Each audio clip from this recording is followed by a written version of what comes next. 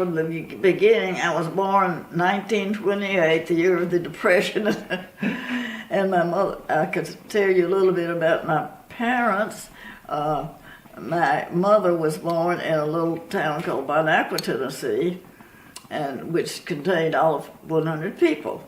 And that was a place that there was a Bonacqua Springs Hotel, very well known all over in Tennessee. In the 20s, people used to go to these hotels where there was mineral springs, and they would stay there and drink the water thinking they were going to get very, very well of any disease or anything. And so that's why there was this little community of Bonacqua. And my mother grew up there, and my father grew up in a little town called Farmington, which is near Lewisburg, Tennessee. And he was had two siblings, Uncle Carol and Aunt Evelyn, and his mother was. I never knew my grandfather. His mother was Miss Annie. She was Miss Annie Adams, and she was married to Anderson. I can't think of which Anderson he was, but anyway, I never knew him. He died when my dad was 20 years old, had just completed 2 years at Georgia Tech, and had to drop out of school then because they didn't have enough money to support him. And they decided to move to Nashville, Tennessee. And my grandmother bought a large home that was sort of near Vanderbilt University. And she kept roomers there. And that was her income. And my father got a job with a coal and ice company. You had to use ice back then. There were they didn't have any electrical refrigerators. They would put the ice in there. And the coal was how they heated their houses. So that was his first job. And his siblings were younger. And they went on to school. And my father, he had a lot of energy. He found a good job with a roofing company. The Taylor Roofing Company in Nashville, and he was a good salesman, and he learned all about roofs and learned how to be an appealing salesperson, and let me see. So my mother, they met because my dad visited Bonacqua with his friends one weekend, and the people from Nashville would go down for weekends and enjoy. They had a swimming pool, they had bowling, they had lots of activities, a little lake for fishing, tennis courts. Back at the hotel, I had about 100 rooms. I remember it myself. It was a large clapboard hotel with 3 stories. And so he and a couple of friends spent the weekend there. And they happened to meet because there was a dance pavilion there. And they would have good orchestras come down and the young people loved to dance, or maybe the old people too. I don't know. The 20s, the kind of dancing they did, that was fun to look at. And so they happened to meet there at the, my mother would go to the dances. I think she was about 16 and when they met, and she was introduced to my father. And they seemed to hit it off pretty well. And although he was 6 years older. And then her mother and dad decided that she needed to go to Nashville to a better school than they afforded in the little country places. And so she went to Hume Fogg High School, which is still in Nashville on Broadway, right near the country music, all of that. Yeah. So they started seeing each other. She boarded with a nice family there, and they, I don't know how much. They probably started seeing each other quite a bit. And when she was 19, they married. She had graduated from high school, and they had a little wedding in my grandmother and grandfather's house, and and she had a lovely dress, which I've seen. Her little wedding dress was handmade out of white satin with little orange blossoms on it, and I've never seen the picture. Now, why they didn't, they should have had you there to record it. But anyway, they were happily married. My grandfather ran the country store there, and my grandmother served as a postmistress. And she liked to have a job out of the house. She'd raised 4 children and cooked all these meals, so she enjoyed her job as a postmistress. And anyway, so they of course lived in Nashville after that, and I think she went to Peabody and took some classes. She didn't graduate, but they lived in the house that my grandmother, Mama Annie, was taking care of. They had a room there. And let me see, for 6 years they lived there, and my mother wanted to have their own place, so Daddy worked hard and made the money to build a house.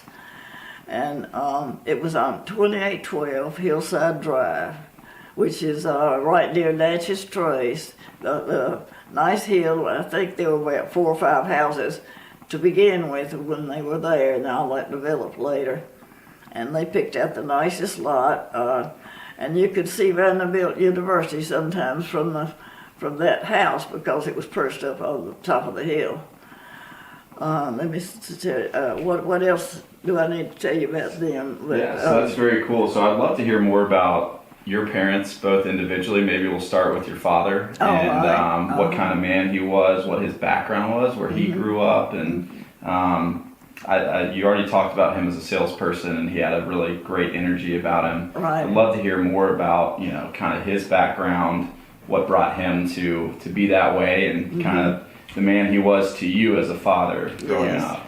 Well, I don't know a lot about, but he was, they worked they had a farm, but his daddy had a stock trading business with cattle and horses, and he would spend time going to Atlanta to the markets there and trading, and that's how he really prospered and did well. And it was such a shock when he died of a heart attack when he was so young, So can you tell about that story as well? Is that the story where the doctor came and thought it was a stomach issue? Okay. Could you tell that story? So he felt really badly. His stomach was bothering him. He was actually having a heart attack, and they got a doctor with him, and the doctor said, you just need your stomach pumped out. and my Aunt Evelyn, my aunt, said, she was talking to him, and he said, Evie, I think they're killing me, pumping my stomach out. And of course the doctor did what he thought was right, and it was not, stomach problem, it was a heart attack. And then he passed away that day sometime. I don't know any details. My dad never told me that story, and Evelyn did. And how old was your dad at that point? And I don't know how old he was. My father was about 20, my daddy. Yeah. And just such a shock. He had been spending the summer with a summer job on a freighter out of Milan to Italy, and he had just landed in New York and got the sad news. So what kind of parent was your dad? Like, was he good cop, bad cop? Was he the more strict one? Was he more lenient? How did he parent you and Jimmy and family? I guess you'd say sort of lenient. Yeah. It's funny, I don't ever remember being paddled or anything by either parent. They didn't believe in the corporal punishment. Interesting. But he was out of the house a lot. I mean, later on he said he was sorry, but at night he would go calling on his prospects for Ruth. He would come home, eat supper, and then he'd leave again, and what he would do in the daytime a lot, he would drive around different areas of Nashville and look at the roofs and see which ones he thought they needed to replace. Yeah. And then at night he'd go call on them and try to sell them a roof. Anyway, that would. So I didn't see him. My mother did most of the parenting, but if I wanted to do things later on, I was invited to a lot of out-of-town parties and dances at military academies. And I wanted to go to all those because I was 15, 16, 17. And I'd say, Daddy, can I go? And he'd say no. I said, Mother, can I go? Yes. And he was always agreed to it. I don't know whether that was just... So I recall reading about you going to, was it a Macaulay dance? And you went with a man named W.C.? Yeah. So what were those couple of years like? Well, I enjoyed it. First of all, Evie and Norton, my aunt and uncle, and Humpy. Humpy was their only child. He was 3 years older than I am, and he was sort of like an older brother. And he had lived, when I was a little girl, I was visiting my grandmother, Mama Annie, which she's a treasured person. And she had to keep him for a while when he was in first or second grade. He had asthma, and they thought the Tennessee River was giving him problems. And so I loved playing with Humpy. I remember I was 4 or 5, couldn't wait for Humpy to come home, and we'd play Tarzan. And we'd pretend we were swinging on vines when we were swinging on the swing. Let's see. And so then they moved. Humpy went on back and lived as a child in Chattanooga, and then went to Macaulay School. And when I became 14, he got me a date with for a dance on the Macaulay at the school, and it was an officers' ball. I was just dazzled because they had all these swords, and they made a place where people would walk through, where all the swords were, like the officers. So I met a boy named W.C. Bowling, and meanwhile, the next year they moved to back to Nashville, and Humpy, I think, entered Vanderbilt then. But I kept W.C. would invite me down to a lot of dances, and I would stay with his parents, which were very nice. That's great. And anyway, I love the uniforms. That's great. And they don't wear uniforms at those schools anymore. Mm-hmm. And they're integrated, I think, with girls. Yeah. No military. Right. So I'd be curious to hear about your mother as well. So what is her background? What kind of upbringing did she experience, and how did she parent you as a child? Well, when I read a book that she wrote, a baby book, and she said she thought I was very wonderful, and says, I will never want to spank her. I bet she did later. But both parents just expected us to behave, and back in those days, children tried to behave more than they do today, I think. And please their parents, and but they might sneak around and do a few things the parents didn't know about. But she was devoted to her home and her family. As a little girl, she had a sister like Aunt Mom with her one sister, and another one Aunt Doris. And so they were the 3 sisters, and then there was a younger brother who was about 8 years old when she married Uncle Howard. And she, of course, grew up in that family, that country atmosphere, and they had a lot of freedom to play around the community. You wouldn't worry about criminals in that era. They would be free to run around and go to other houses and do whatever they wanted to. Let me see, I just remember her saying that her her father, that was Mr. Ed Potts, built them a nice little play area, like a little park behind the house, and he was a very industrious person, and he, in fact, I think he built the house by himself, well, a 2-story big house, and but his main business was running the store, and he made quite a bit of money running the store because people didn't have cars and they couldn't go to Dixon, Tennessee, or one of the old towns, and I've had happy memories of him. And he was. I was 10 years old when he died, which was sad. But let me see what of the background they had was just sort of a country background, and they had their grandparents were very indulgent. I remember them talking about Mr. and Mrs. Biddle were the great-grandparents, my great-grandparents, and I guess they used to spend a lot of time. That was at the hotel. They would let the whole community use their swimming pool, other things. They were very indulgent, and I'm trying to think of what else. But she went to the little country school, which was still there when I used to visit my grandparents, and it had about 2 or 3 rooms, and they would put maybe 2 or 3 grades together. And when I was just staying there in the summertime, I decided one time, well, I think I'll go to the school and see what that's like, because they started school in about July or August.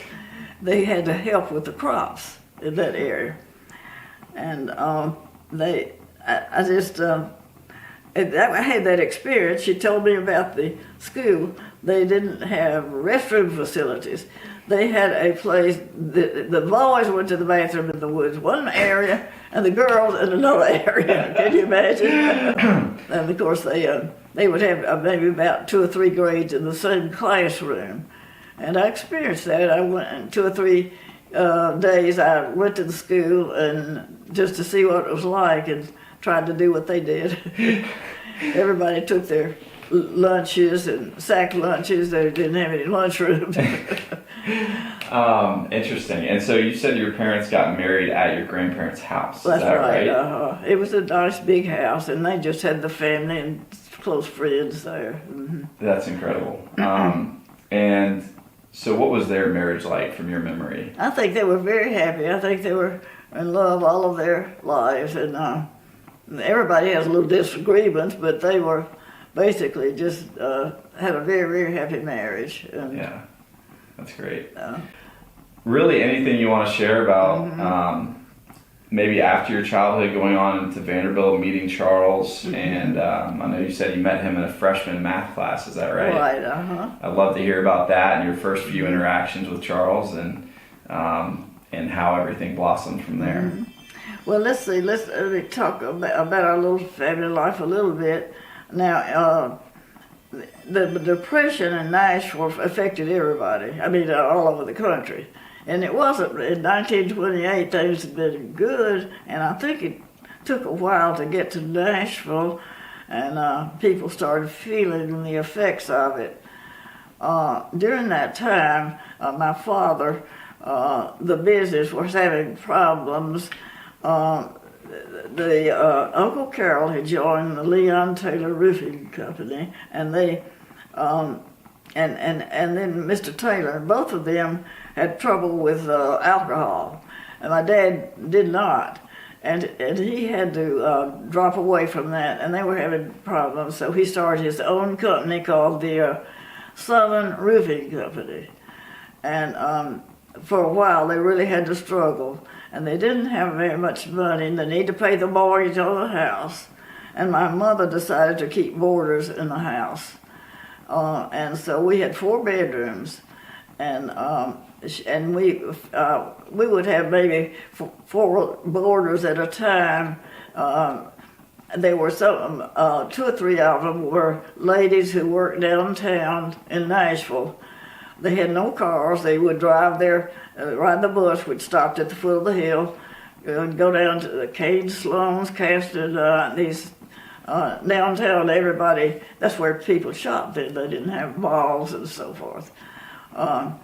Anyway, I had my own bedroom to begin with, and I had to give that up to a boarder. And Mother and Daddy had their own bedroom, and they gave that up to boarders. At one time, we were all sleeping in one bedroom. My brother and I, he must have been 3 or 4, and I guess I was, I don't know, whatever, 6, 12, 10 maybe, 8 or 10. And I really resented that. I did not want to sleep with my brother. And I made him put his head at the other end of it was a little day bed, one little narrow day bed, and I put my pillow on one end, and he had to keep his head at the other end. And I remember that well. And Daddy had built an extra bedroom after we had moved there, which was downstairs, and so we rented that out. And Mother charged them $25 a month, and she fed them breakfast and supper, and had the bedroom for them for $25 a month. And that was standard back then, and she made enough money for us to live on and pay the mortgage. Yeah. She was a hard worker, and she was very neat, and I'm not. I wish I were. But she would keep her house just spotless. You remember that, Ann? How my mother would keep the house. And I would always, when she would visit me in Birmingham, I would really have to get busy and clean to be presentable. Yeah. So what were times like during the Depression? I mean, what was the overall feel of just everything going on? Did you feel shielded, or did you feel like you were very in tune with everything going on in the country at the time? Well, of course, they kind of shielded Jimmy and me, but they didn't complain a lot about the conditions and how they were. But my father, when he got out of the roofing business, he bought a rock wool insulation business and made some money that way. And then one night it caught fire.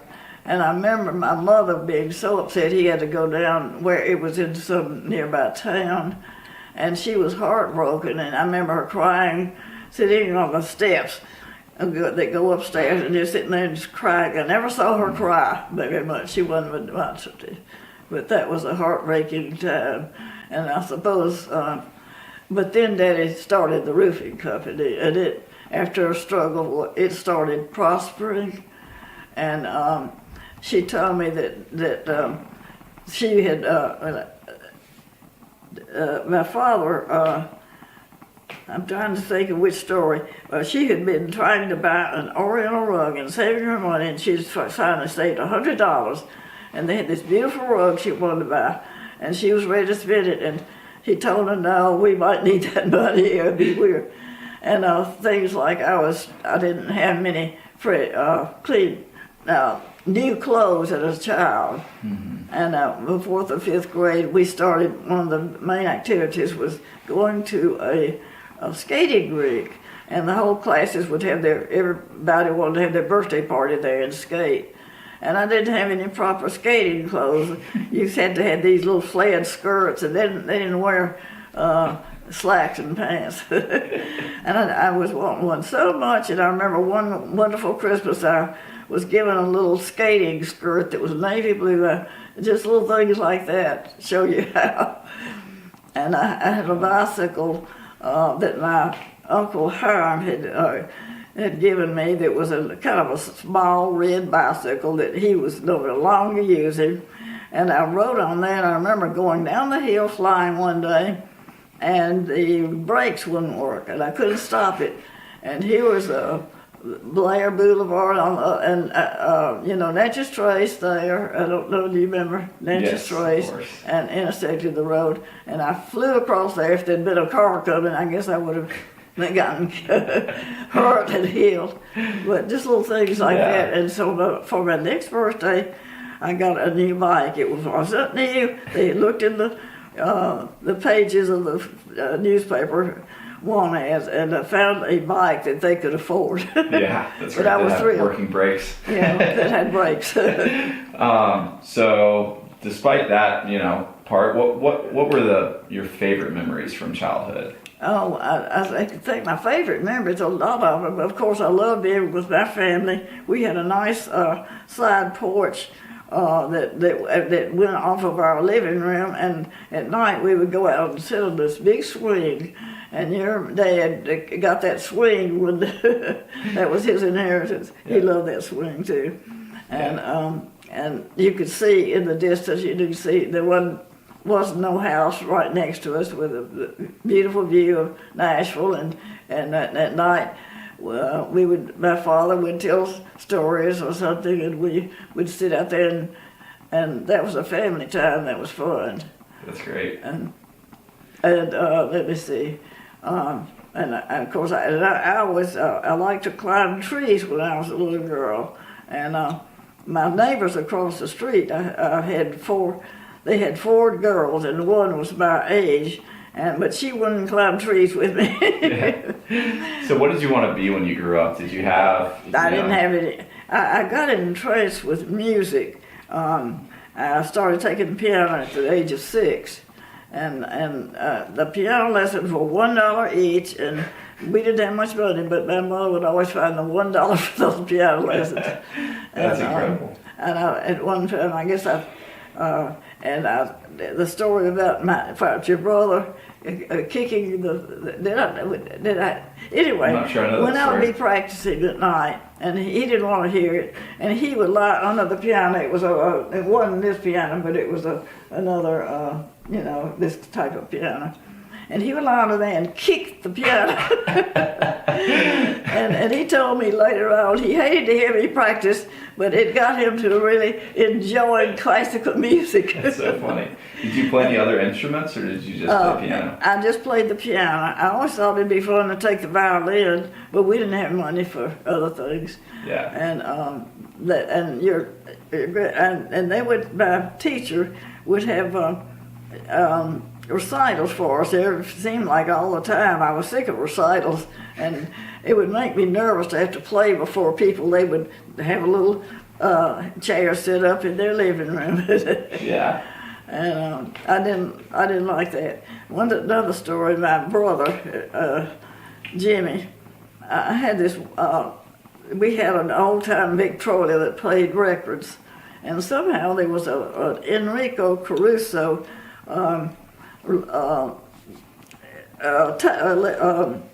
disc, is what he called the record, and I would play it over and over. And your dad hated that, and your granddad hated that.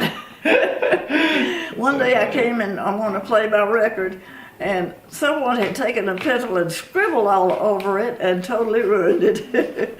And I know who did it. He would never admit it. Jimmy never. So was Jimmy a troublemaker at all? Oh, I know he was a sweet brother, but we would go chasing each other around the house. Touch your last. I touched your last. And sometimes we would have fun at night. There was a porch right off of my bedroom, and it was over the flat roof there over the garage, and we would make a pallet with the quilts and all, and lie out there and watch the stuff. I'd love to hear more about Jimmy. I'd love to hear who he was, especially as a child. I got to know him in his later years, but I'd love to hear what he was like as a brother, as a son, what you guys like to do as kids as you were growing up, and anything you'd like to share about Jimmy. Yeah. Well, Jimmy came along when I was 6 years old, and it was a shock. Somebody else was in the family that they were paying attention to. But, and so I was not too fond of him for a few months, and I got acquainted with him as a baby. And as a little boy, he was very venturesome, and seemed like my mother was always having to take him to the hospital to get something sewed up. There was a crowbar in our garage, and he managed to pull it down on himself and broke his hand, I believe. Oh my goodness. I remember there was a hawthorn bush with a sharp, it was briars, and he got himself cut with those horse horns and had to go get sewed up. And the worst thing was, he decided he would investigate the electrical outlets with a knife. And he stuck a table knife into the outlet, and bang! He was lucky he didn't really get hurt. I'm sure he had a shock, and the knife was melted on the end. How old was he when that happened? About 3 or 4 or 5. I don't know. I just know it was a very scary thing to happen, and he learned about outlets though very quickly. And we would use that knife when we would eat dinner, and we'd tell the story about how it got melted. So do you think his frequent visits to the hospital played a factor in him wanting to be a doctor later in life? I doubt that. I don't know. In coming up, he loved to make model airplanes with balsa wood and covered with tissue paper. And this was he was beyond his skills. And he would go to the dime store and talk his mother into buying another airplane to make, and she would buy it for him. And then he would work on it for hours and hours, and then he'd get discouraged and just cry. He couldn't cry. He couldn't finish it. One time I said, "Well, I'm going to show him how to do that," and I actually put one together, but I never got along to finish it. It was a difficult job. But he loved airplanes. And I guess at that time, maybe he liked cars too, but it seemed to me that whatever he wanted, my mother would buy for him when she wouldn't always buy me things. But we started being very companionable, and he was a very sweet young child. I've got some beautiful pictures of him, if I can find for you, as a child. And we learned to play together, and we would both visit Mount Aqua when we were children, and we would enjoy the companionship there. Now, we had 2 cousins we played with a lot. I had a cousin named Nancy Thrower, my Aunt Maud's child, and then Aunt Maud had a little boy, and his name was John Thrower. And particularly we went to visit my grandparents. We would play together in the yard, play together. It was fun to have other kids to play with. I don't know. I guess perhaps we would go to the Bon Aqua Springs, and there was a beautiful little creek you could wade in that was good for little children. We'd spend time there. And the swimming pool, we would spend time. It was very cold water, though. You wouldn't want to stay in there but a few minutes. It was spring-fed swimming pool. And we liked, as we grew older, we liked to go and explore the old hotel. And it was owned by Mr. and Mrs. White, and they still lived in a portion of the hotel upstairs. And now and then they would rent out a few rooms for people that wanted to spend a weekend there. And they would let us have the range of the hotel, and we would just go and look at all of these rooms, these 100 rooms, and they still had the furniture. And I remember they had wash basins and pitchers, and they always put a pitcher of water from the mineral springs in each room. The hotel was it was a beautiful place. The second floor had all of these verandas, and I remember taking my bike and riding all around the verandas, and there was a little stream behind. Just a beautiful place. But one time, Deola, who was the owner's daughter, and became a good friend to me, and she helped me learn how to swim.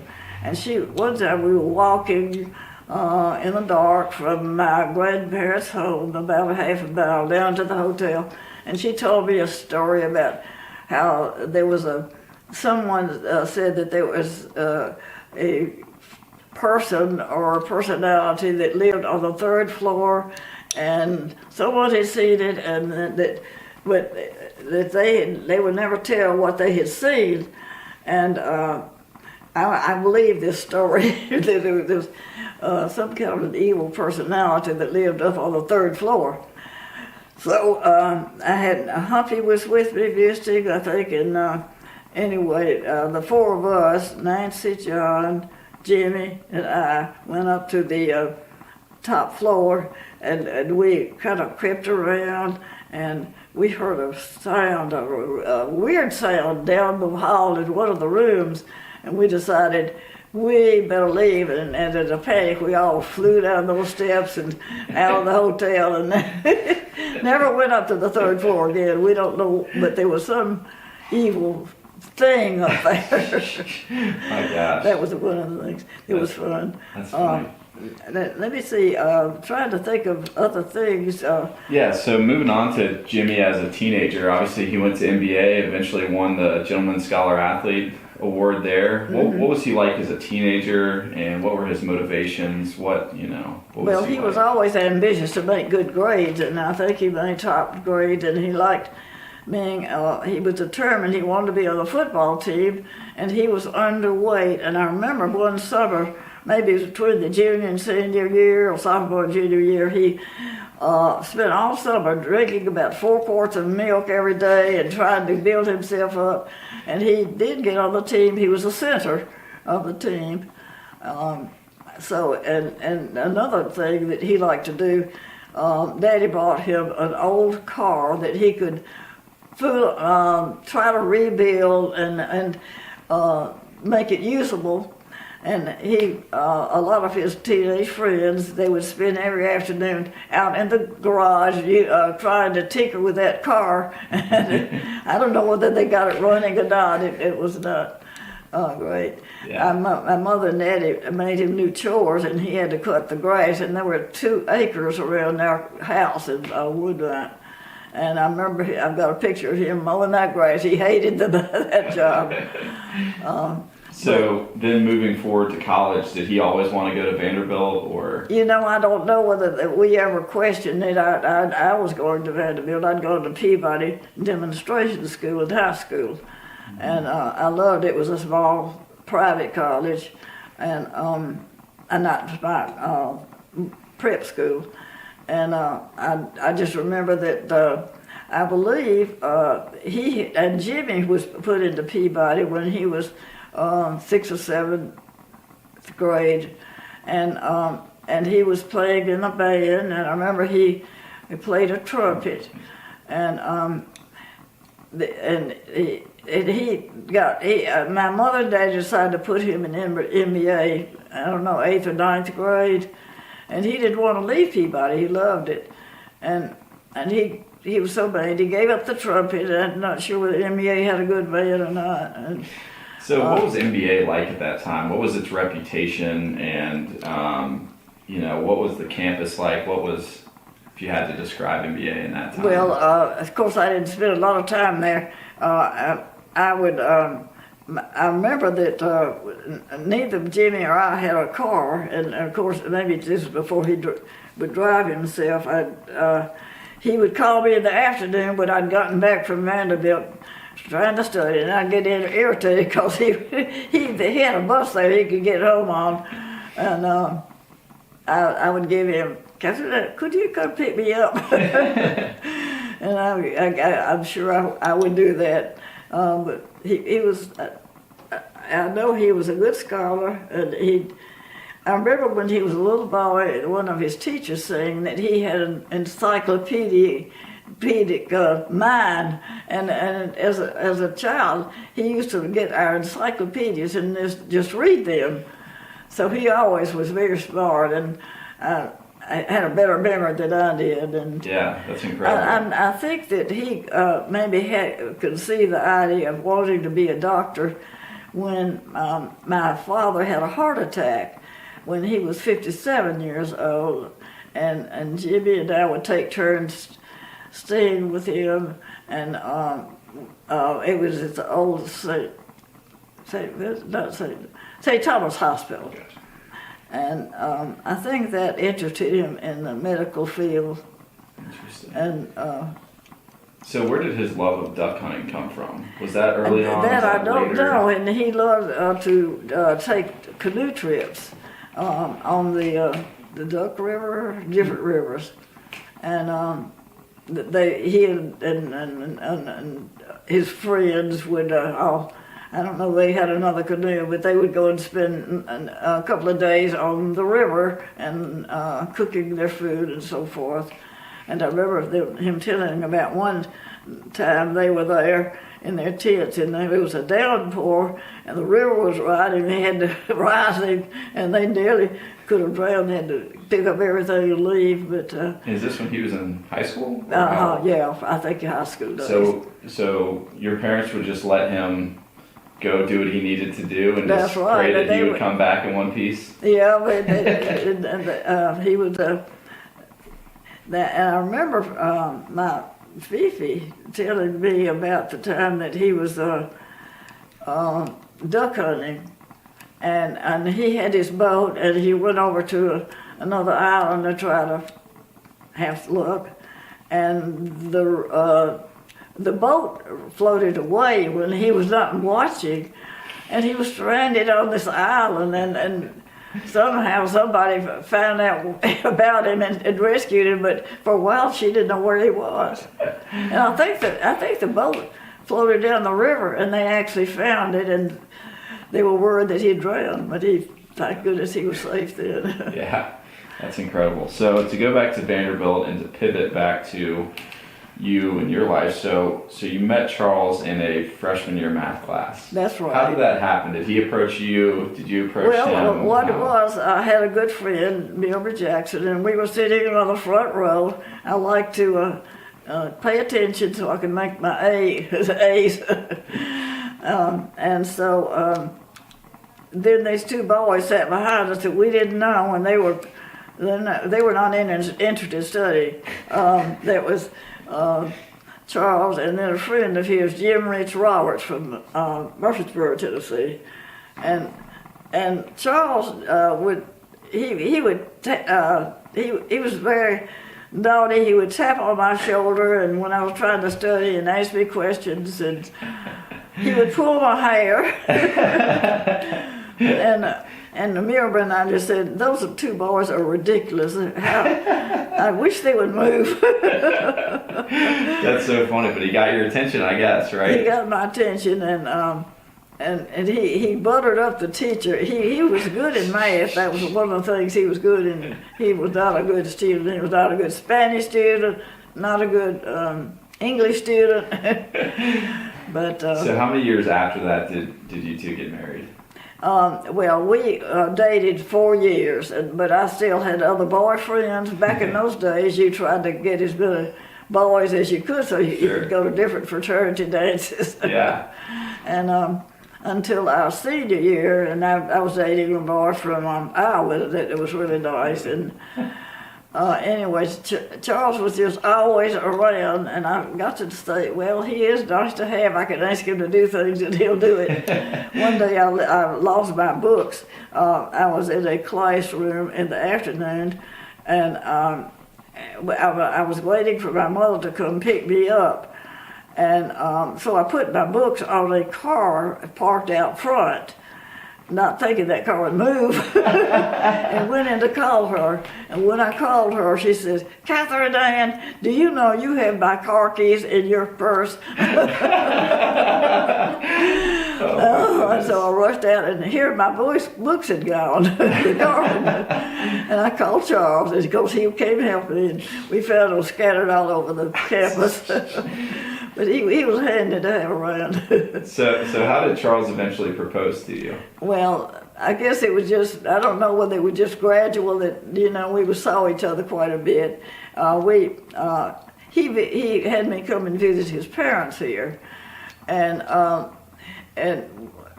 guess this must have been this junior year.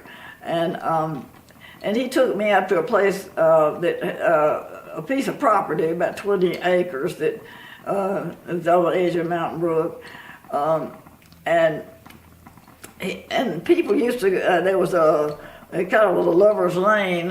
People would park there from time to time, It was just an overgrown road, but it was an interesting, pretty piece of property, and so and we drove. He showed me that, and then he's. I think about then is where he kind of proposed. He didn't kneel down. He never did that. Yeah, and where did you two get married? Where was the wedding? And so then the senior year, I accepted his fraternity pin, and just dated him, and we decided to get married in September after we graduated from Vanderbilt, and so in May we graduated, and in September we got married at the Methodist Church that's right across from Vanderbilt. Cool. So one of the stories I thought was most fascinating was, I guess, a little bit after that period when you two went to New Orleans, and the story with my grandmother. Yes, and we had taken Anne and her older sister, must have been about 2 and 4, 3 and 5 or something like that. They were young, and dropped them up there, and had driven on to New Orleans, and for 2 or 3 days. And coming back, the roads were not good, so we spent the night in Memphis in the motel. And during the night, Charles said, "Mama," to back up, she was well and doing well, and had come over for dinner the night before we left, and we had seen her, and so she said, "Well, Mama Annie," and he always liked Mama Annie. She was a wonderful Christian person that influenced me greatly in my life of being a Christian. And said, "Mama Annie stood at the foot of the bed last night." And I said, "Well, that's impossible." And I said, she'd given me a message, and she said, "Take care of Katherine Ann." And I said, "Well, that's a crazy dream." But anyway, we drove to Nashville the next day and found that Mama Annie had indeed died that night, about midnight, of a stroke, a sudden heart attack, stroke. And I said, "Why?" And we didn't understand all that, but it was quite an experience, and so we stayed there for the funeral and all. But she was a big influence in my life because of her faith. Absolutely. And we decided later, I said, "Well, why didn't she speak to me?" And he said, "Well, I guess she wanted to tell me to take care of you." So that was one story. That's really sweet. So obviously you and Charles had a very successful marriage since then. What do you think is the secret to a successful marriage, to love, to keeping it going for 68 years? Well, you just hang in there, and things change from time to time, and children change, and you have crises, and we went through some crises with our older daughter, but everything turned out well. Yeah. And with a lot of prayer. Yeah. And anyway, there was an incident when Charles really believed that the Lord took care of us as a family. One night we were driving to Gatlinburg, and we were from Maryville to Cades Cove. The road has been windy, and we were anxious to get up and set up our tent. It was about 10 o'clock at night, and he had increased his speed, and he said a car came toward him without lights, speeding, and he heard a voice said, "Charles, pull over." And he did, and this car came within a few inches of hitting us. And he thought the Lord had really taken care of us, so that was his belief, little incidences like that. Wow. So to get into your faith and his as well, where did your faith start? How has your faith journey been throughout your life? Well, it started really with Mama Annie. I used to spend the night with her, and I'd stay in a little bed in her room. And she had the habit of sitting in bed, reading her Bible, and then getting on the floor and praying. So I've tried to imitate her. I would read my Bible when I was old enough to read, and then I would kneel down by the bed like she did. And I'd pray, and I'd say, now lay me down to sleep. My prayers were kind of short, and she would pray a long time. But I just formed that habit. Went through my teen years, really praying for things and feeling like the Lord was close. And it increased during the years. You know, if you're a Christian, you keep seeking more. When I was at Vanderbilt, I felt I'd like to get closer to the Lord. I asked one of those professors, and he said, how do you really get closer to God and feel His presence? And he said, oh, read this book about prayer or that. I didn't get any really good answers, but I was still seeking. And and Charles, and we went to church all the time, Methodist church. And Charles started going with us. He wanted to be wherever our family was. And so on Sundays we would go to West End and then go to dinner. Anyway, my parents, they were not very open about their faith, so I didn't really share with them. Like Mama Annie, she was the one that was really sure that the Lord was going to take care of everything. Yeah. And but the things just happened later on in life, and we joined the Methodist church here when we established our home here, and just went all the time and did all the jobs. He was chairman of the board. I was a United Methodist Women. I was their president, and you know how you do those things. Mm-hmm. But we met a person named Tommy Tyson. He was a Methodist evangelist from Chapel Hill, North Carolina, and he spoke at our church in different places.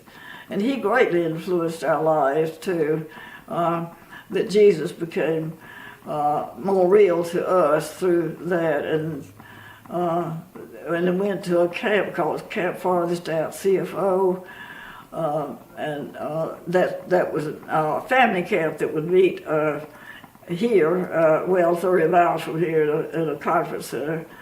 And that influenced our lives. It influenced Ann's and Katherine's, I think, this camp, because it centered on prayer and believing that prayer really is real. Yeah. And that's fantastic. It was that through the years, you know, lots of experiences.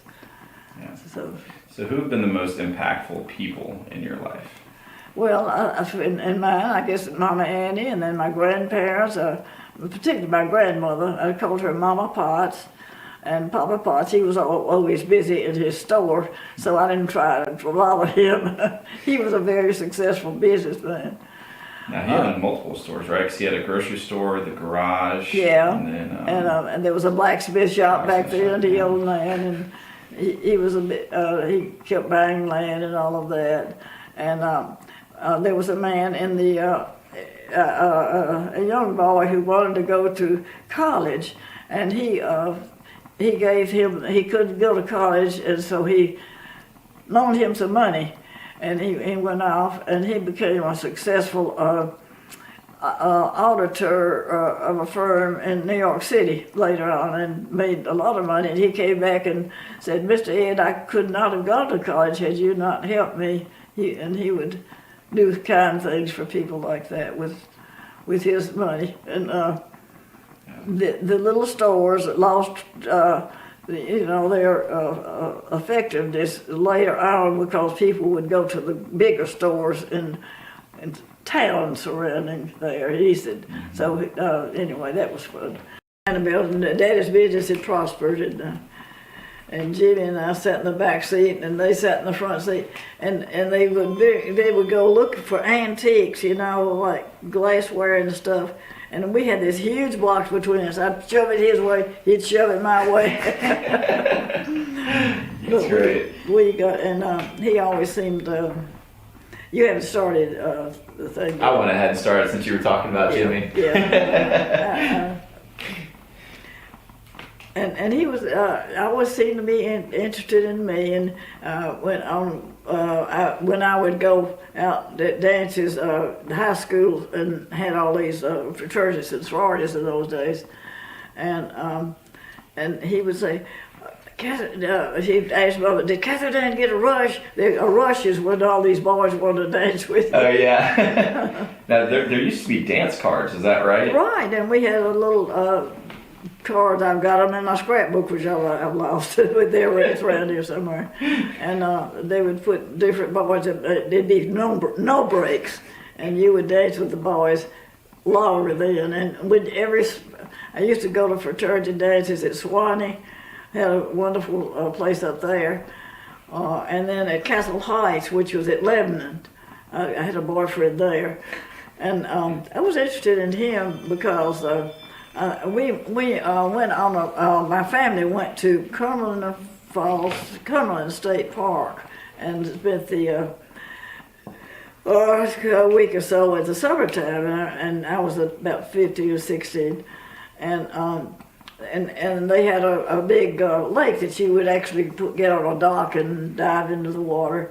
And I met a boy named Sam McCartney. He was just sitting there. I wasn't particularly impressed with him, but we started talking, and then I found out he was a cadet major at Castle Heights High School the next year. Oh wow! So we started dating, and I thought he was, he was head of everything at Castle Heights, and I was impressed. Yeah, that's great. And that was fun. Anyway, and going to fraternity and sorority dances, they would start at 10 o'clock at night and last till 2, and then you'd go to somebody's house for a breakfast. I mean, you'd stay up all night. Man. And really? I don't think they had that did y'all have any sorority and fraternities in high school? Not in high school. Yeah, okay. But you did? Yeah. That was a like? big thing, and we would have all the dances at Bellarmine Country Club. Oh, really? Yeah. What was Bellarmine Country Club like back then? Well, it was a wonderful place. They would rent the places out to us, and you'd have to have a new dress for every dance. Yeah. And there was a lady that made dresses for my age group, and you would just tell her what you wanted. And she was so talented; she would just put it together. She made the wedding dress that Katherine is wearing. That I wore the wedding dress. Anne wore the same wedding dress, white satin. And Ega even. And Ega, and several family members had worn that dress, and I remember she charged $25 to make that with all seed pearls all over. Oh my goodness. Well, prices were just amazing back then. Yeah. We'll get to the grandparents or everything in a second. I want to stick on the Nashville thing for a second. So what was Nashville like when you were growing up, and what is it like now to see it as big and booming as it is today? Yeah, you want me to tell you that? Are you going to have you go ahead and we're already recording, so. Oh no, I yeah, we can restart and start talking about Bon Aqua and the grandparents. Okay. The one thing you remember was the atmosphere. Everybody heated their houses with coal. And it was very, very smoky in the morning, foggy and smoky. I remember waking up and you couldn't see the houses across the street. It was thank goodness for natural gas that's come in. Really? People of my age didn't normally have their own cars, and they would maybe drive their parents' cars. I never had a car till I married, and my father gave me I think it was a blue Plymouth that I used for years, but I had access to my mother's car and would drive it. So what was the process to get your driver's license? What was what? How did you get your driver's license back in the day? Did you have a driver's license? I think I did. When I turned to be 16, my daddy, and we were at Cumberland State Park then, and he gave me, because I was 16, he started giving me driver's lessons. I think he gave me one or two, and that was it. He thought I could drive then. I had a few bunged up fenders. I remember backing out and hitting somebody's car, and Daddy and it was somebody Daddy knew. He was embarrassed. He had to pay to get the fenders fixed. So here's a little segue into your grandparents. So I remember a story about Papa Potts and Mama Potts getting stuck in the middle of a back road creek of sorts. No, it was my mother and Daddy and I were in this car. Oh, that's what it was. Okay. And back then, you would just go ahead and cross a creek They didn't have the money for bridges. I mean, if you be sure, it was usually not very deep. And we went, I remember Mother saying, Jim, I don't think we ought to cross this creek. Oh, it'll be all right. So we drove on into the creek, and in the middle, the car died. And my mother and I she was fussing at him. She didn't let him forget that one. And Daddy got out of the car and waded back to the shore, and then found some farmer who had a mule. And the mule got us out, and I think he was a little more careful about creeks. But the roads were the back roads were very muddy and had a lot of, just ditches in them. Yeah. So moving on into your grandparents, Papa Potts, Mama Potts. Mm-hmm. Let's start with Edwin Potts and his businesses. Mm-hmm. What do you remember of him?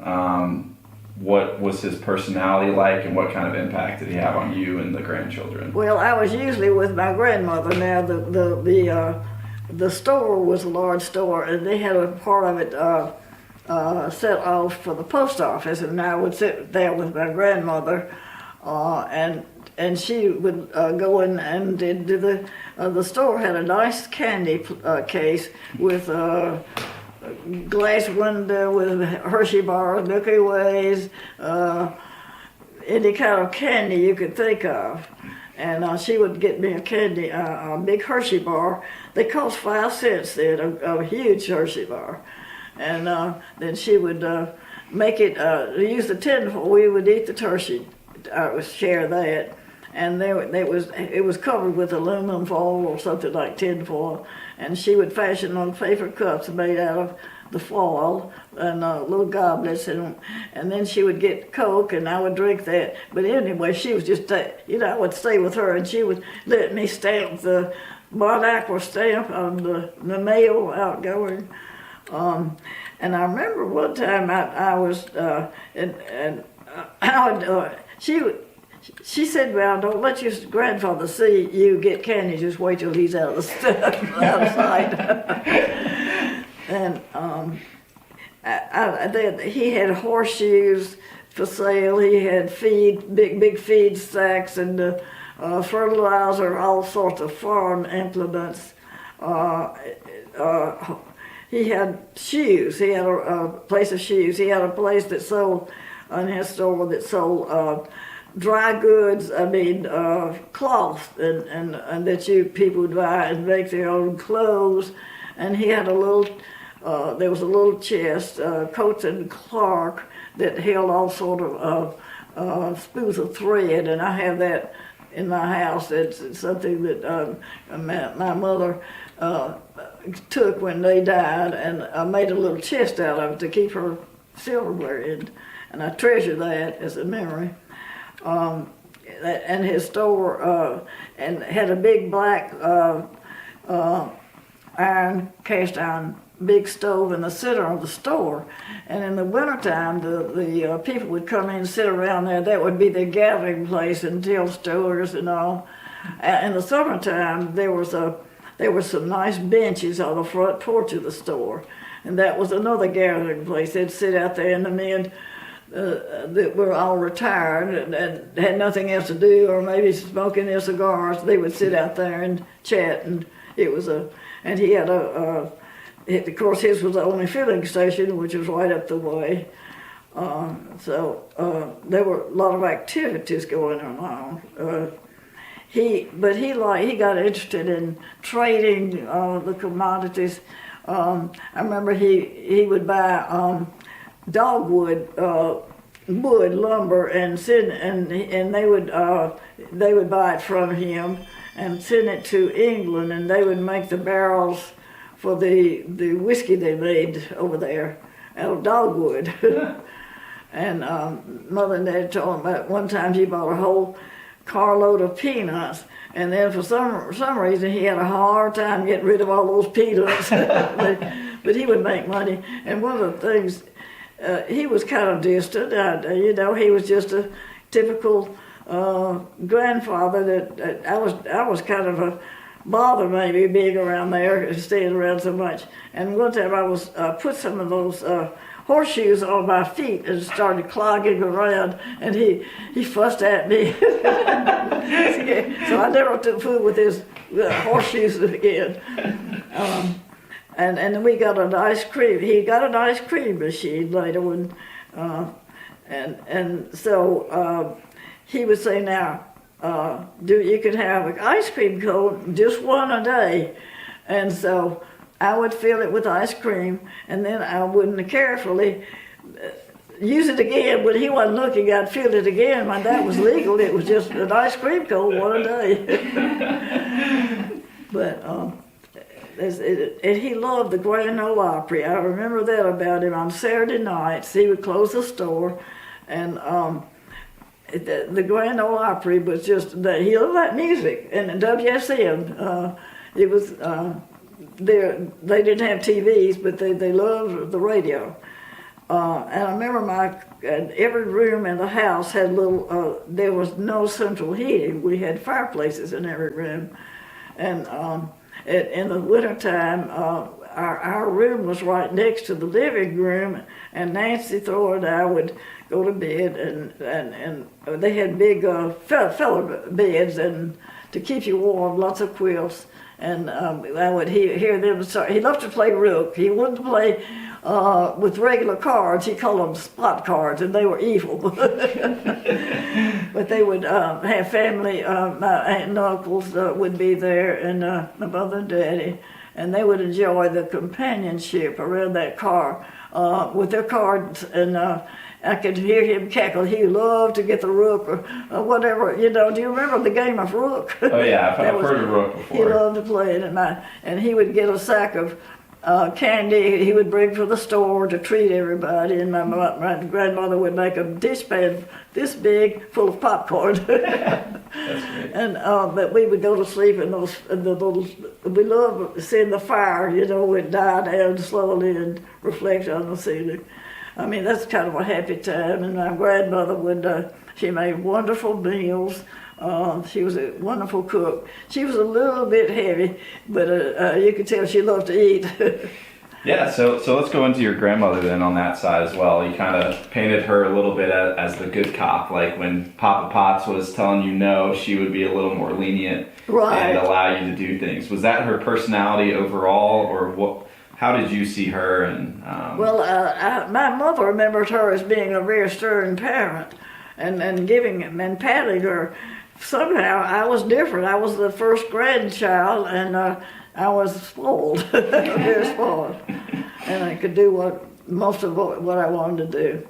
I remember, I'm sure they went to the Church of Christ, which is a very strict church, and she got upset with them because some mayor had an affair with somebody, and they cast him out of the church, and she didn't think they should have done that, and she mostly stayed home on Sunday mornings, but my grandfather kept going to this church all the time.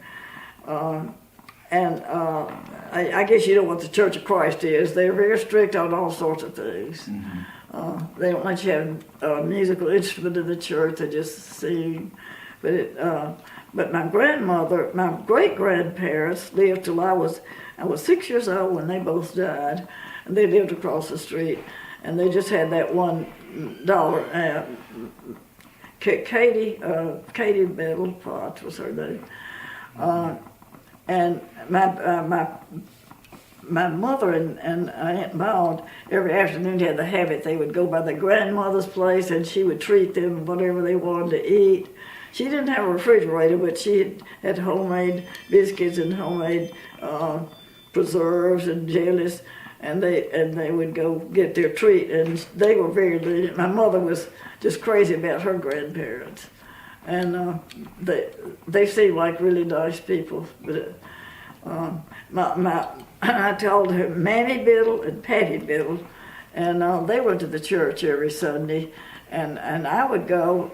And Mammy Biddle would teach us. I remember being about 5 years old, and her showing us pictures of the Bible stories and things. And then my mother tells a story that Mammy Bill showed me a picture of Jesus and said, "Who is that?" And I said, "I don't know who she is," because he had long hair. She was not very impressed with my training. But anyway. Yeah, very cool. So while we're on that side of things, I would love to just hear about Bon Aqua, the family history behind it, what brought family to Bon Aqua, and the Bon Aqua Hotel going through different transitions to it burning down, to being rebuilt, and everything that, wherever you want to start about that. Well, there was this Weems family that discovered it in the mid-19th century, I guess 18-something, before this war, and I think they started making a little a place of they started maybe selling the water, letting people drink that water. They discovered it there, and they built a nice home. Anyway, were you with me? I think that we went to Johnny Cash later on bought the store and this home where the Weems had lived a bit, and it was a nice big farm. And they several years ago, Charles and I discovered it and visited it, and then Johnny Cash made the residence into a sort of just a retreat for him to go to, and nice quiet place to be. And he used the store. He remodeled it. It was falling down, and made it into a recording studio for a while. And it's still there, refurbished. It looks very nice now. But it was just about to fall apart when he did that. And we took you there about 3 years ago. Yeah, and my was a concert. Oh, wow. And Ann and Barrett took me one time, didn't you? And we got to see it, and it was really interesting. She was able to walk around and say, "I used to play here, and I used to do this Oh, that's so there." cool. And this is where my mother used to. She was the postmistress, and she used to, have her little the letters and everything, and used to help That her was with just that. wonderful. I mean, there was a big scale out there that they would weigh the sacks of feed and all. And I remember I was trying to get to weigh 90 pounds. I was so glad when I got to weigh 90 pounds.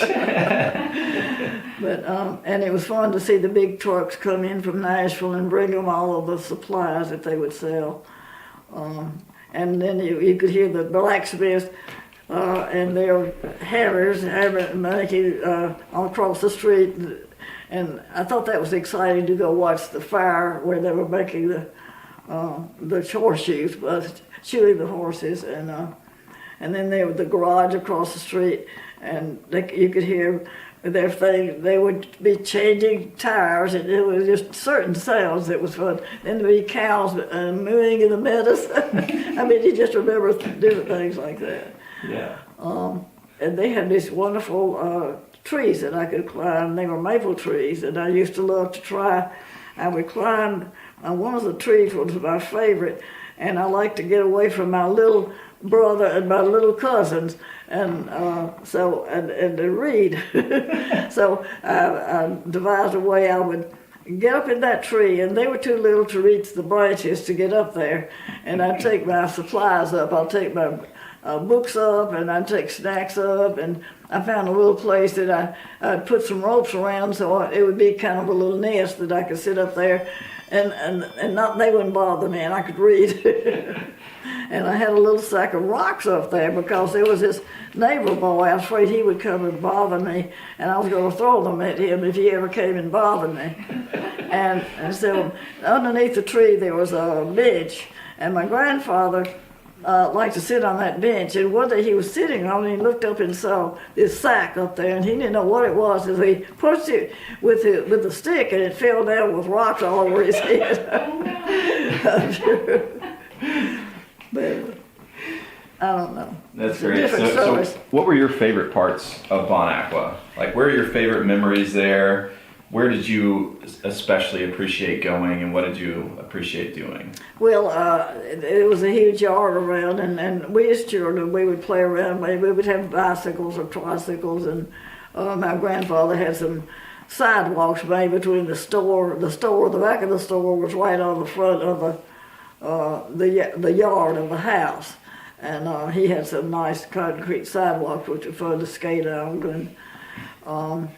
And we liked to just roam around. There was a chicken house down a ways, down the hill, from where they would have the hens laying the eggs. I remember as a child going and looking at those eggs, and sometimes we would gather the eggs for the family. And one time I was playing there, and this big rooster came up and attacked me, and that was not a good. He scared me to death. So I was afraid of roosters from then on. But I remember when we would want some chicken for dinner, you'd go out there, and the chickens were running loose in the front yard too. And they would take one and ring its head. That was, and I didn't. I mean, and then it turned out to be really good to eat. But I hated to see the poor chicken getting killed. And at the time they had a big black pot where they would put boiling water and put the clothes in that. Later on they got the modern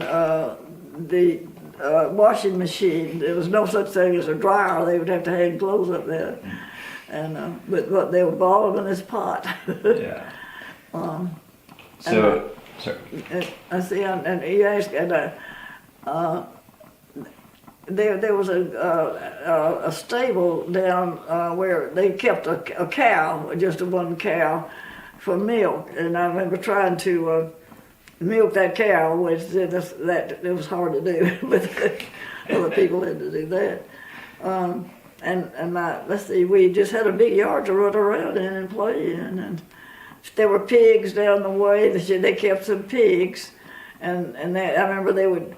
It was kind of yucky, but they would keep all the dishwater that they washed dishes, and they would put scraps in there, and that was slop that they would take it down and feed the pigs. And that I didn't think that was anything I wanted to participate in. Yeah. And they would make butter, and that was fun. Kind of the using this plunger, and you've seen a place where you make butter. I don't know. You put the milk in there, the whole milk, and I guess you get the cream. Maybe you skim the cream off and then make the butter out of that. That was fun.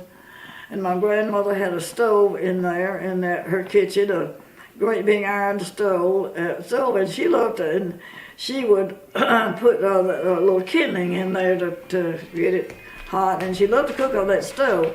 She also had an electric stove on the other side, but she didn't like that. She wouldn't use it. That's cool. So if you could go back to yourself as a child or in your teenage years, what would you go back and tell yourself? Back and tell myself.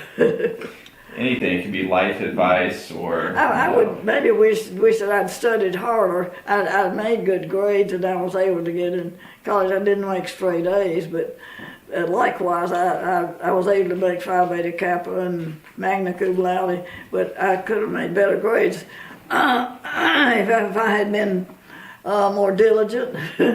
But Charles took a lot of time. We would go to the library, and I'd be trying to study, and he'd just be talking. Charles, be quiet. I need to study. So I learned I couldn't study with him around. That's great. So I want to get into Mama Annie. I know she had a big impact. We've got 4 minutes left here, so if you don't mind, Goodness gracious. Mama Annie was just the sweetest person in the world. I remember her. She never had a car. She didn't ever have much material possessions, and she lived later on in life. She lived with Aunt Evie in Chattanooga and then back in Nashville, and she would Aunt Evie would teach in Macaulay School. I think she taught speech there, and she taught at MBA too. Oh, really? And she would keep house for her. She was a wonderful cook. And I remember the pound cake she would make and homemade bread and things like that. But I remember walking down and on the Nashville streets with Mama Annie. She would take me on the bus and we would go to the movies. And I saw the Snow White. I thought that was a wonderful stunt. The first one I did this, and she's the one that took me to see that. And I always thought there was going to be a prince on a white horse to come and pick me up. I guess Charles was that prince. But he really took care of me. He was a wonderful dog. I remember walking along the streets, and I didn't know all those people, and Mama Annie would look at them. I didn't like to look at them because I didn't know whether they were looking at me, and she would look at people and just smile, and I said, "You don't know these people, my lady." But she was just a sweet person to everybody she saw. And you know, just have somebody to love you and be interested in your life as a child. She was interested in my boyfriends, and he was interested in this. She was, as I said, I just know that she started me in my life of faith in the Lord, you know, and because maybe losing her husband at that early age, and she had lost a child. So many people had several children, and at least one of them was died. Mama Potts lost a little boy, but he was just a few months old. And I don't know what happened, but maybe some childhood disease, and Mama Annie, and but. So what did she mean to you? And you know. She was just, you know, somebody that loves you and is always interested in you. You're just gonna remember them and be attracted to them, and I hope my grandparents, children remember how much I love them. I'm not, but you're telling some great things, so I just wanted to go ahead and press record again. He got to know Bob, and he felt so grateful to have somebody in the family that could give him a little advice, and he worked in the bank for several years, did really hard labor. And then he decided to go out on his own, and he has a business of he procures investing. What does he do? He buys investment. He helps the people that want to invest a lot of money, and he started that with dominoes, and they invested in a bunch of those, and then they went to what all did they do? Ice center, The what? ice center, some kind of ice center, but he has a lot of dominoes now. Dominoes, and then he's gotten into something, Now he has into some others, and he's made a lot of money.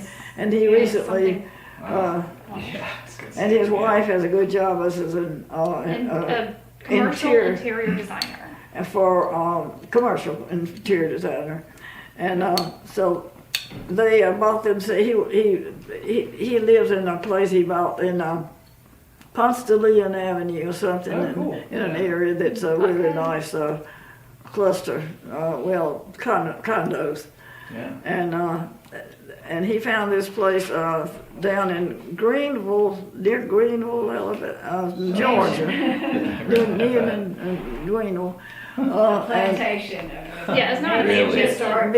This big White House built in 1850 or something, a historical place with about 50 acres, and they bought that recently and are trying to, you know, they didn't need it. It was updated somewhat with the bathrooms and things, and and he's raising llamas. Really? He's going to raise cows. They have baby goats coming in a couple weeks. Wow.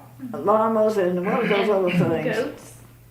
He's getting Some baby kind of goats in a few weeks. We're gonna go visit them in July.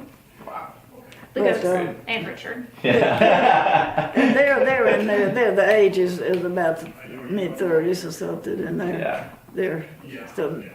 I'd like for you to get to know them sometime. Yeah, that'd be great. And the funny thing is, his features resemble a picture that I have of my grandfather that died,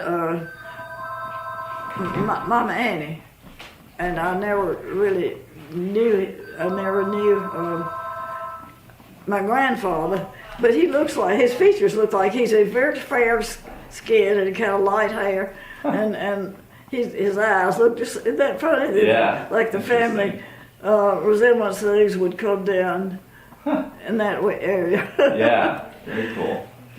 So just to zoom out a little bit, and what would you, what advice would you give to anybody, maybe in my position as a 29-year-old, or just about life in general, and maybe somebody's watching this, 10 years, 20 years down the road that you'd like them to know about the family, or Now, is this being recorded, or is this just talking? this is recording right Oh, now. are you recording? Or Yeah, so I'm just okay. curious, any advice that you would give, or just on life in general, like what your favorite moments have been throughout life, and kind of reflecting on life, what you wish you knew at a younger age, or what you would advise, somebody like me. I think the most important thing is to try to through prayer, and I think the Lord will really that's been the basis of but in my life, that I just felt that from the time I was a teenager, just praying for different things. About Uncle Hiram was in the Battle of the Bulge, and I loved him because he helped me to learn how to ride my bike and do different things. Uncle Hiram was about 8 years older than I, and of course he was in the war, and he did not want to kill people, so they made him a medic. And he had an ambition to be a doctor later on. And over there, I think it really changed him. He had terrible experiences. Like one time he was at the time of the Battle of the Bulge, I think he was helping a Belgian woman have a baby in a haystack because there were the artillery all around, and he helped her deliver this baby. And then not long after that, some bullets killed, or I guess it was the big missiles or something, killed the mother and the child. I mean, he just couldn't stand pain and suffering like that. And he was captured by the Germans and put in jail and for a while, and we got the message that he was missing in action. And I remember we were so horrified because he was a sweet person, and I loved him. And I remember kneeling by my bed all night long, just praying that he would be saved. And I knelt by my bed every night as a teenager, and they later got the news that he was in captivity, but he was later returned to the family. He was wounded during that battle, and he unfortunately became dependent upon alcohol, and that sort of ruined his life. But I still remember him as being a kind, sweet uncle, and I remember he loved reading Edgar Allan Poe, and when I would have a little stomach upset, he would make a pallet for me out under the trees and bring me grape juice and crushed ice. I remember that. And then he would sit down and read me Edgar Allan Poe stories that I loved. And so on different occasions, I prayed for things that I knew that the Lord had answered me. And I think that your prayer life is, and it's good if you could be with a group of Christians that believe like you do. I had a wonderful friend named Marilyn Garand, and we were in a prayer group together, and it just has been a lot to have the strength of a small group. You can rely on them praying for you, you pray for them. She died 2 days ago, and her funeral was today. She lived up in Cowan, Tennessee. And she was such a Christ-like person. You'd look at her face, and she just had a beautiful face because she was totally unselfish, and the Lord really ran her life. It's hard to know, but I do believe that if you're sincere in following Him, He will guide you. And I don't know what your goals are in life, or I think we start out not knowing. We just try to survive and do the things that our parents tell us to do, and then later on you have to be your own guide. And I know that's the way you're living your life. Yeah, very cool. So what was it like during that period with the war going on and people getting drafted into the war that you knew?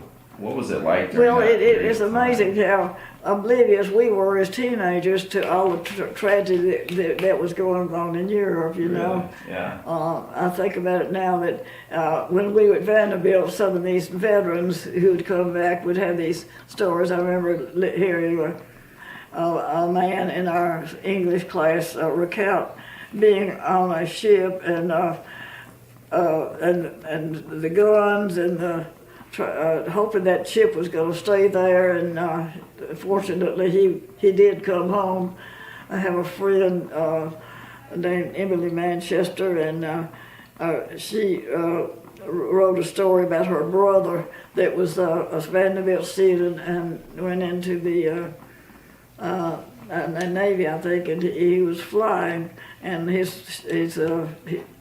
lost, the airplane went down, and she lost him in the war, and you know, it would come things like that would make it so real to you. But as a 14, 15, 16-year-old, now the thing was that boys that were in our classes, when they would graduate from high school, they would immediately be drafted. Well, I think when it's 18 years old, and I just being a girl. Now we had things like we would collect aluminum for the war effort. We would different things, and they rationed food and just little things were, but they were just not anything compared to what the boys had to go through when they were drafted. And I was lucky that when I was a senior, I think that was the year that the war ended. And I went to Vanderbilt, and then all these boys came back. And Vanderbilt was a small school, and they didn't have enough dorm space for the boys. And the girls, generally, we just lived at home. And because there were a lot of, Vanderbilt was just such a small campus. There was one, McTeer Hall was the one place where people would, you know, girls from out of town would live. And I think that there were just about, this is a few thousand people who attended Vanderbilt then. And when Charles entered, they gave him the choice of living in the barracks. Some barracks they'd put up for them, and that they were going to build some new dorms. And so and they had one great big hall that was just very old and very creaky and just not a good place to stay. He didn't want to stay in that. Yeah. So he had the hardship of living in a wooden barracks for the first year he was there. Yeah. But there were 4 boys to a girl then, and that was fun. Wow. We had a lot of dates. So what's been the favorite period of your life? Like, was it in your teenage years? Is it now? Was it in your 40s? What's been your favorite period? I think a lot of people would look back to their teen years as being a lot of fun, and I think that's what I remember starting to really enjoy school. I didn't particularly enjoy sitting in the grammar school. It was very boring. You'd sit there and just got that desk, and you're supposed to just sit there so long. I was glad when we got junior high school, 7th grade, we got to change classes. But that was fun, and I loved being a teenager, and I loved my school, Peabody, which was a small little school, and I got to do a lot of things. I got to be a cheerleader my senior year. That was fun. That's great. And we played NBA. I think we won a basketball game from them.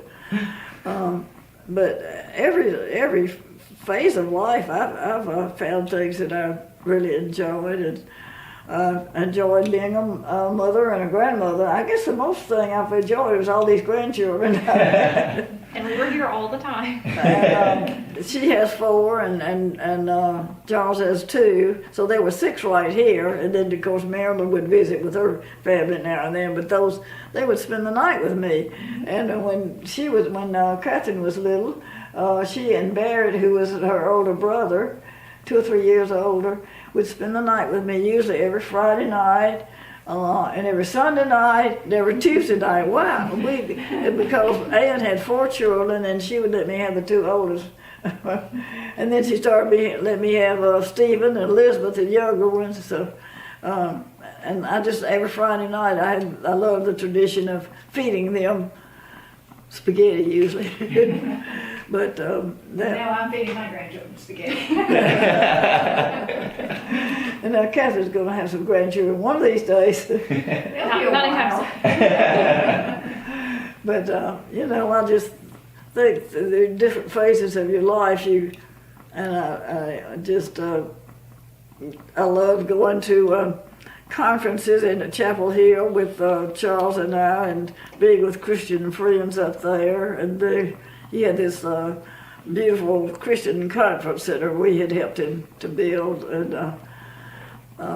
that was fun. And you know, now I'm in the stage of life so many of our good friends are no longer here, and so I guess now I can look forward to the golden streets. Yeah.